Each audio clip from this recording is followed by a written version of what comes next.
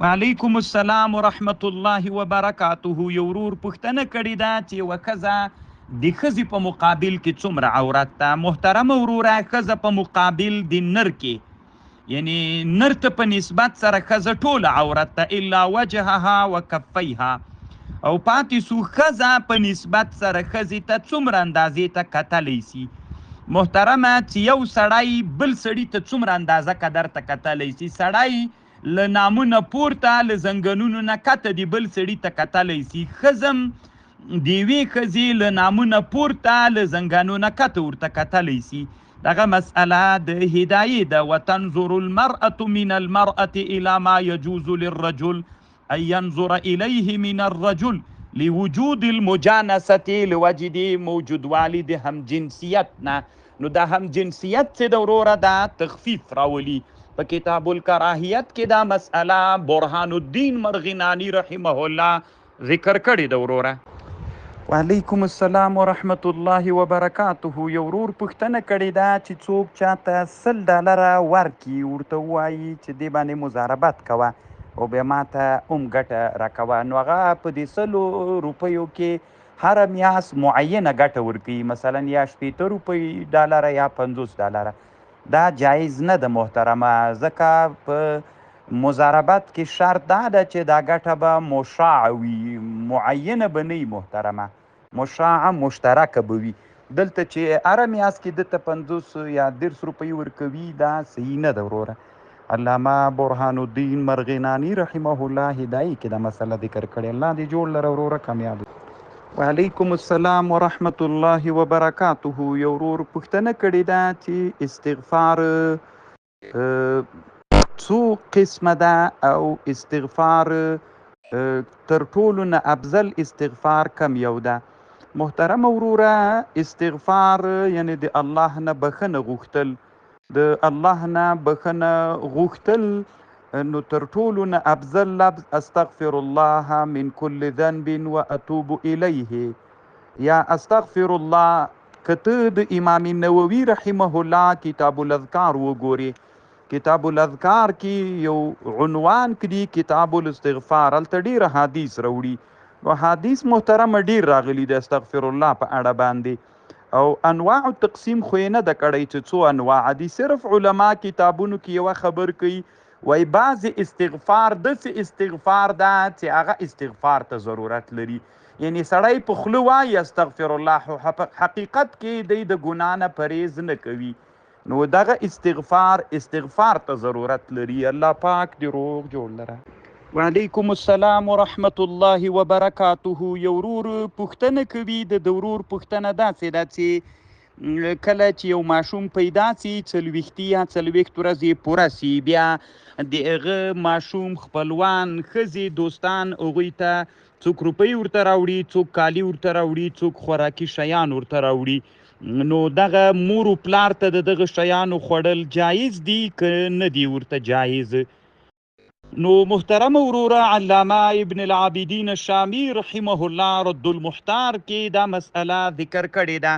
د رد المحتار 8 جول کې ستا د فتاوا د سمرقند نه نقل کوي، وایي که چیرته چا وړکي هلک ته میوې هدیه کړلې، وایي مور و پلار ته یې خوړل جایز دي که نه دي جایز؟ نو دی وایي دا به قراینو ته ګوري، له قرینو نه معلومیږي چې دا یې مور و پلار ته راوړي دي او که اصل کې نوم یې داسې ده چې مور و پلار ته راوړي دي، خو نوم یې داسې ده چې صغیر ته راوړي، خو مقصد یې مور و پلار وي، معنا عنوان داسې ورکوي چې دا مو د واړه ماشوم ته راوړي، خو مطلب یې دا وي چې هغه یې مور و پلار ته راوړي، نو له قرینو نه معلومیږي. الله پاک دې روغ جوړ لره. علامه ابن العابدین الشامی وایي اذا اهدى الفواکه للصغیر يحل للابوین الاکل، ابوینو ته اکل جائز ده، منها اذا اريد بذلك چې مقصد مور و پلار وو، لكن الاهداء للصغیر استصغارا للهدیه، وړکای ځکه یادوي چې دا مو واړه ته راوړي، چونکې دا هدیه لږ وي نو د دې په خاطر یې واړه ته منسوبوي. قلت شامی وی وبه يحصل التوفيق ويظهر ذلك بالقرائن وعليه فلا فرق بين المأكول وغيره بل غيره أزهر. الله پاک دی روغ جوړ لره وروره کامیاب اوسې. وعلیکم سلام ورحمت الله وبرکاته. یو ورور پوښتنه کړې ده چې دا کومې خوردې د قبرونو سره چې کېښودل کېږي د دې خوړل په اسلام کې څرنګه دي، جواز لري او که یې نه لري. محترم وروره د مونږ په احنافو کې یو عالم تیر سوی ده،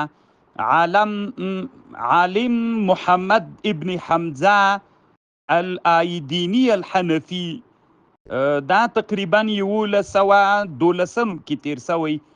د یو کتاب جوړ کړی مجموعة الرسائل فی الفقه الحنفی.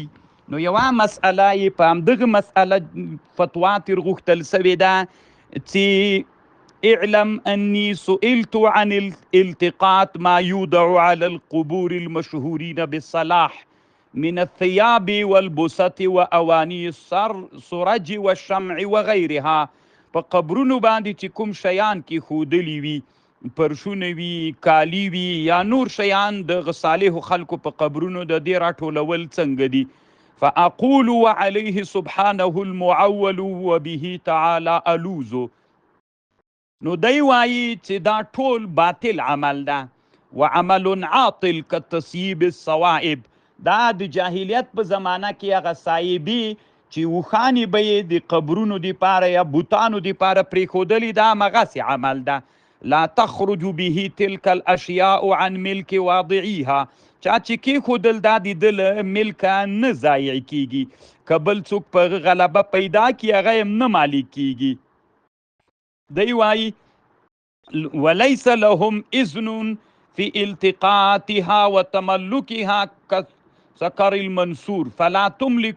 لنډی دا محترمه د خبرې مطلب داسې ده چې دا کېښودل ناروا دي، که چا کېښودل دا د ده له ملکه نه وځي، د دې سړي د مالک له ملکه نه وځي، او چاته یې اخیستل هم ناروا دي. یو که داسې سو چې اصلي مالک یې داسې ورک سو چې بیخي معلومېده نه، او دلته مرته کېښودلي ول بارانونو ضایع کول، بیا جایز ده د هغه چا دپاره چې فقیر وي، اما کېښودل یې ناروا دي. د دغه کتاب 543 صفحه په همدغه مسئله باندې فتوا ده. الله پاک دې روغ جوړ لره وروره.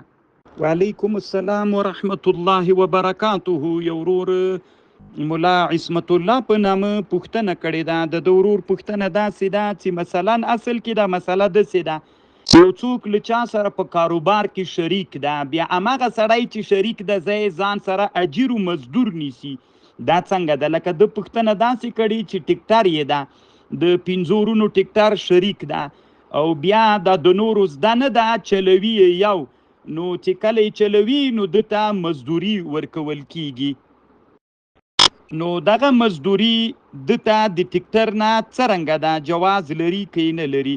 نو محترم وروره دغه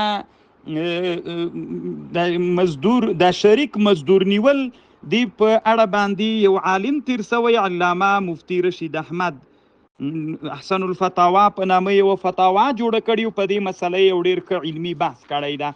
نو دی وایي چې دا جایز ده چې فقهاو د نه جواز کومه خبر کړې ده، د دې لپاره هیڅ دلیل نسته ده.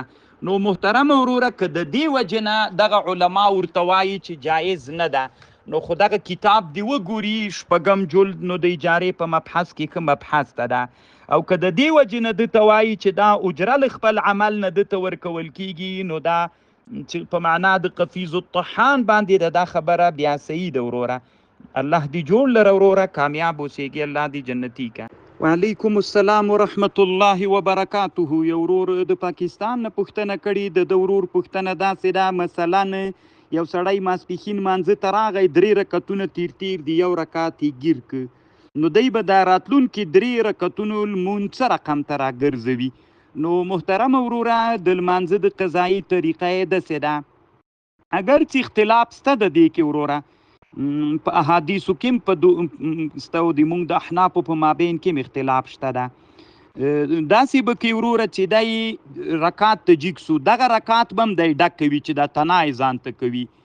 نو په حق د قرائت کې به اول د لمانځه قضایي راګرځي، دا رکعت به هم ډک وایي، بیا به قاعدې ته کینی، بیا دویم رکعت ته چې دی تنا کوي من وجهین، دویم د په نسبت ده ته من وجهین دریم د هغه رکعت سره چې امام سره یې کړی ده نو دا به هم ډک وایي.